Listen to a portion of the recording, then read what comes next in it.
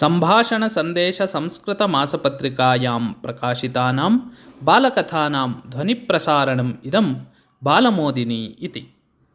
कश्चन ग्रामः, तत्र कोऽपि देवालयः न आसीत्। अतः तत्रत्याः चिन्तितवन्तः यत् अस्मदीये ग्रामे एकस्य देवालयस्य निर्माणं भवेत् इति। तदर्थं धनं प्राप्तुं 5 जनाः प्रतिगृहं गतवन्तः। ग्रामीणाः स्वसामर्थ्यानुसारं धनमपि दत्तवन्तः। तस्मिन् ग्रामे कश्चन धनिकः अपि निवसति स्म। सः तु कोट्यधीशः।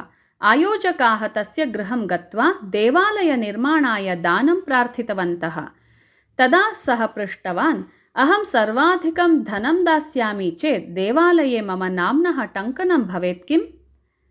अस्मिन् विषये कोऽपि निर्णयः अस्माभिः न कृतः। 5 जनेषु यः प्रमुखः आसीत् तेन उत्तरं दत्तं। तर्हि विचार्य पुनः आगम्यताम् इति अवदत् धनिकः। रात्रौ पुनः ग्रामजनाः एकस्मिन् स्थाने सम्मिलिताः।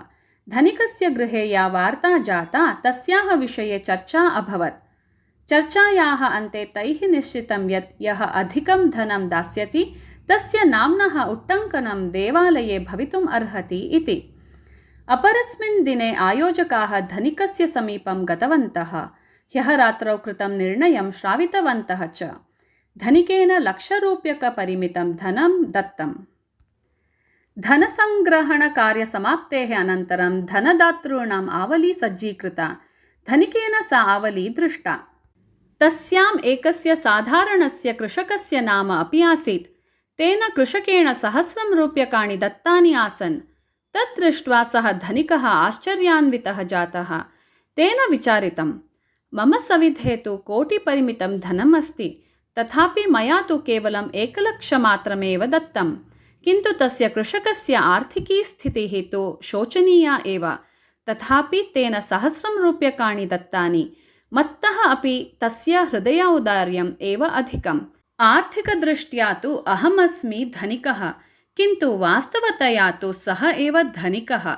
अतः तस्य नाम्नः एव टङ्कनं भवेत् देवालये। अनन्तरं तेन आयोजकेभ्यः सूचना दत्ता यत् देवालये कृषकस्य नाम्नः एव टङ्कनं भवेत् इति। तत् श्रुत्वा आयोजकाः अपि विस्मिताः जाताः। अन्ततः देवालये उभयोः अपि नाम्नोः टङ्कनं भवेत् इति ते निर्णीतवन्तः।